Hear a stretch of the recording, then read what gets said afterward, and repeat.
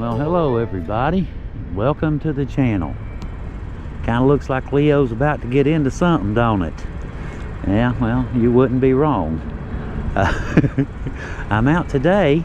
It's kind of cold, but we're on a mission anyway. It's about 33, 34, something like that. Just a hair above freezing. But we are on a mission just the same. Got a story to tell you guys, but also got a unique way to get there. I'm here in South Williamson, just outside of my hometown of Williamson. It's on the Kentucky side at a little place, you know, a little shopping plaza.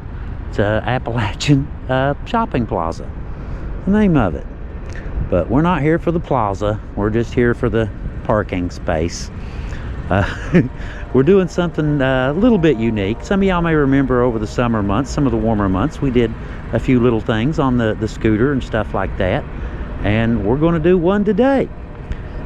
They just recently had a Black Friday event and had a huge discount on these, but I managed to sprain my wrist, so I didn't get to, you know, show it or anything. You know, y'all have seen me playing with it a lot on the channel, I'm sure. But anyway, we were talking to them, and they've kind of more or less extended this sale and hook y'all up. Maybe somebody looking for a really cool Christmas present. It's an awesome, awesome, that's the name of the scooter. Awesome time to get one. We actually have 2 discount codes for you guys. So awesome deal on an awesome scooter. Anyway, it's a 800 watt motor, rear motor, 48 volt, 15.6 amp hour battery.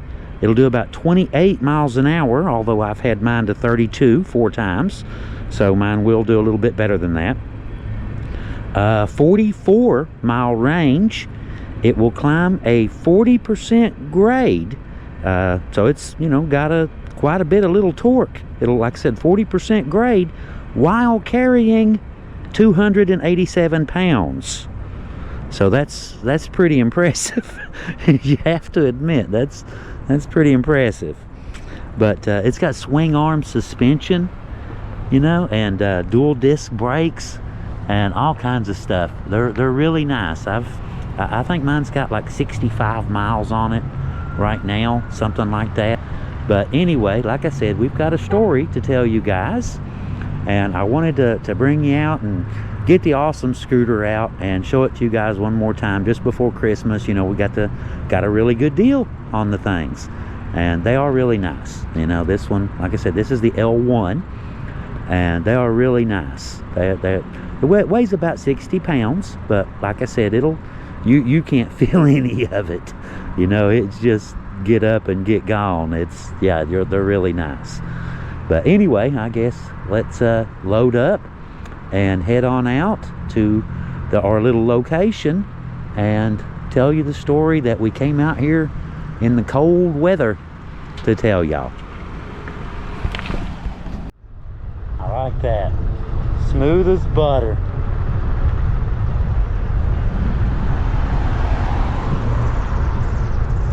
To be honest, I thought there would be some sort of learning curve with this thing, but there ain't. If you can stand up, you can ride it. That's all it takes.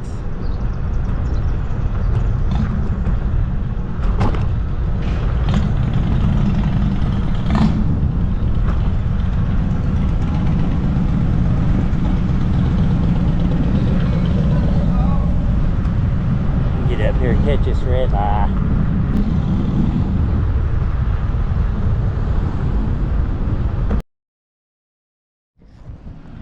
We have arrived at our destination. I am in downtown Williamson on 3rd Avenue and Court Street, as a matter of fact, right in front of the Tug Valley Chamber of Commerce.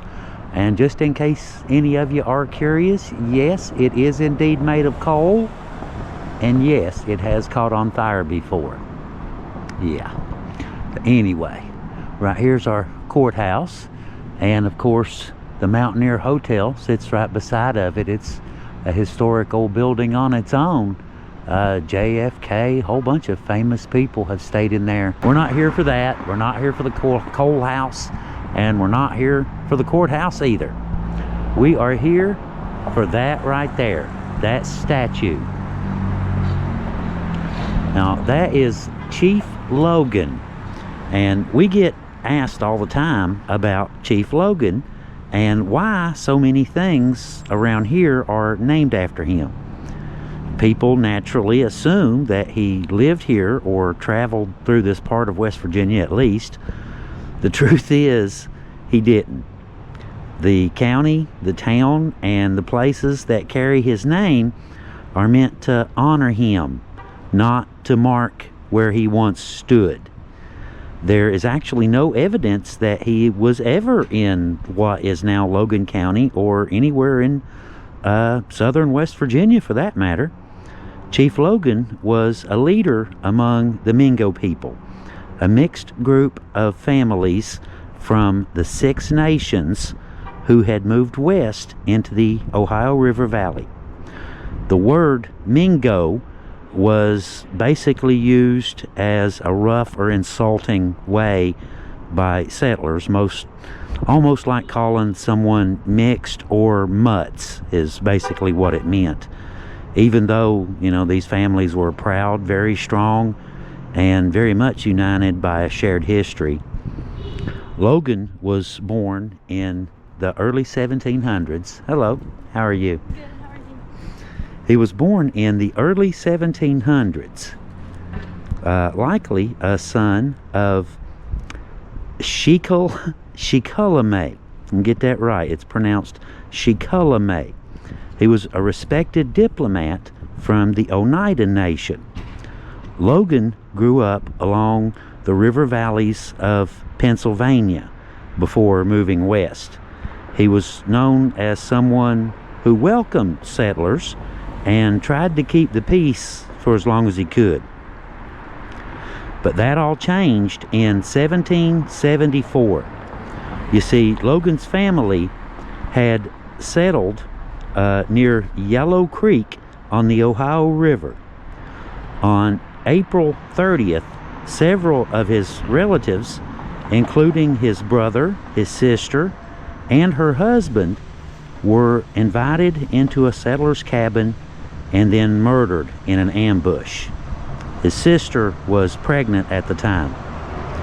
Daniel Greathouse was involved in the attack, although details have been argued about ever since.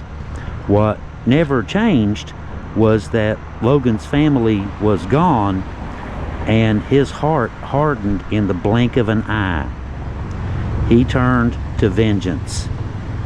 For months, he led raids on frontier cabins, hitting those he believed were responsible. His actions helped spark Lord Dunmore's War, if you've ever heard of that, though he never followed Chief Cornstalk or joined the larger Shawnee force. Logan's war was personal. It was driven by grief and not by politics.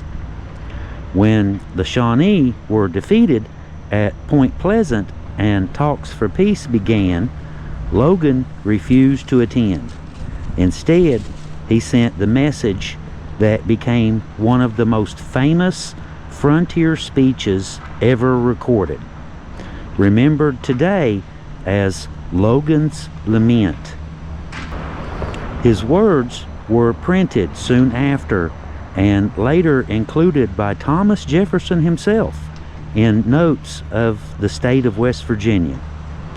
Logan also spoke directly to Captain Cresap in another message, repeating the same heartbreak to Captain Cresap.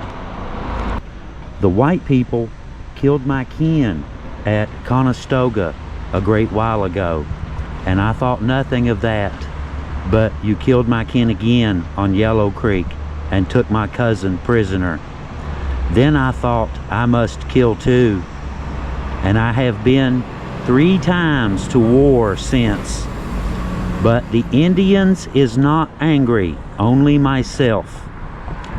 And then came his most famous speech. But here is, it's Chief Logan's speech. It's known as Logan's Lament. And I wanted to read this to you guys. This is what he is actually most famous for, is this speech right here. It says, "I appeal to any white man to say, if he ever entered Logan's cabin hungry, and he gave him not meat, if he ever came cold and naked, and he clothed him not. During the course of the last long and bloody war, Logan remained idle in his cabin, an advocate for peace. Such was my love for the whites, that my countrymen pointed as they paused and said, 'Logan is the friend of the white men.' I had even thought to have lived with you, but for the injuries of one man, Colonel Cresap, the last spring, in cold blood and unprovoked, murdered all the relations of Logan, not even sparing my women and children.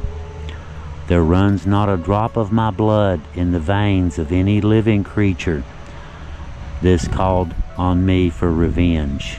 I have sought it. I have killed many. I have fully gutted my vengeance. For my country, I rejoice at the beams of peace. I do not harbor a thought that mine is the joy of fear. Logan never felt fear. He will not turn his heel to save his life. Who is there to mourn for Logan? Not one."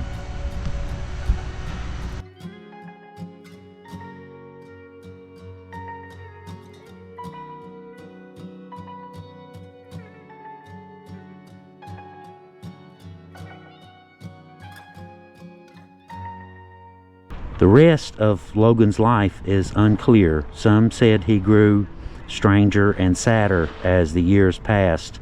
Some said he hated all white people by the end. Others said he only hated the ones who killed his family. Stories about his death change depending on who tells them. Most accounts say that he died around 1780, somewhere near Lake Erie. One story claims that he was killed during an argument. Another says his own nephew stabbed him after other Mingo tribe people urged it, claiming that Logan had become unpredictable. That same nephew later said that he did it because he was too great a man to live. Others believed that he died in a small battle instead.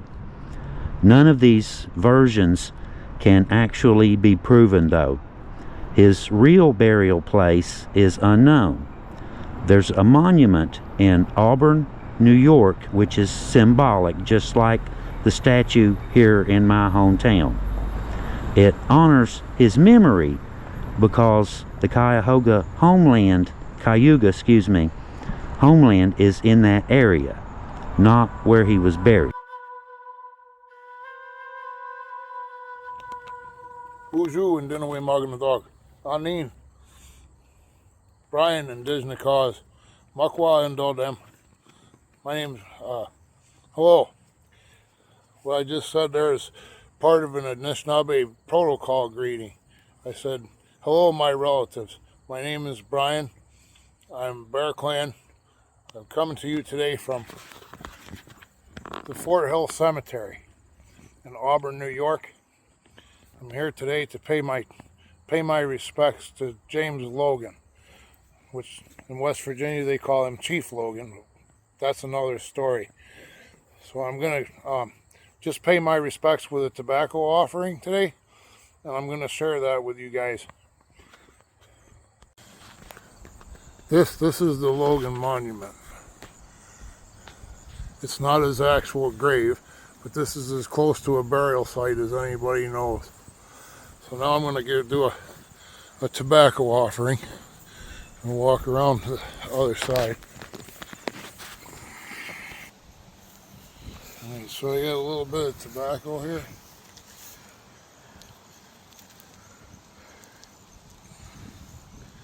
You start facing east. And you hold up your tobacco and say, "Wadapanaman, niwi sema, manadugo wede, wabanong." I said, accept my tobacco spirits over there in the east. and I face south, and I say, O Dapanaman, Niwi Asema, Manadu Gawede, Shawanong, south. O Dapanaman, Niwi Asema, Manadu Gawede, Ningabe Anong. That's the west. And then I go back to the north and I say, O Dapanaman, Niwi Asema, Manadu Gawede, Gawadenong. And then I say, Easy Manadu, Imama Aki, Great Spirit, Mother Earth, Logan, O Dapanaman, Niwi Asema, Dash, Menaja Dewin. Accept my tobacco and my respect. Thank you. Miigwech Bizendaye. Thank you for listening. Now, with all of that said, that brings us right back here to our little area. The places that are named for him were created long after his death, chosen to honor a man whose story was truly legendary, but he was never here. The names remember his grief, his words, and the way his tragedy changed the course of the entire frontier. His story has many versions, and details shift depending on who tells it. What we've shared with you guys here today are the main highlights, kept as factual as possible while honoring the history that remains simply because this statue was placed here. I told you it was a wild story, didn't I? He's a man that has never actually even been here, but a true legendary story that very, very few people even know about, but that this statue calls to memory. So just thought I'd show y'all real quick on the way. Just turn the power on. Oh, hold the power. Turn the power on, and you have a little key fob. Just like, you know, you can use a code, but, you know, I just use a little key fob. Just touch it. Screen comes on. Speed, you can change different speeds. It has eco mode,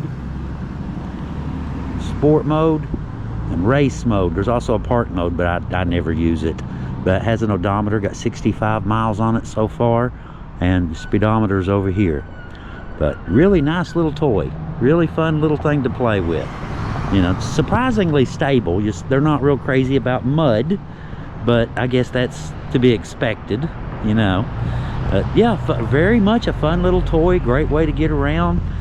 Zero cost. You can't really, you know, zero is, you know, you don't got to put no gas in it or nothing. You just get on it and go. But anyway, all right, guys, I guess I'm gonna head on out of here, get back on my little scooter, and take off back up the road and head back toward the truck.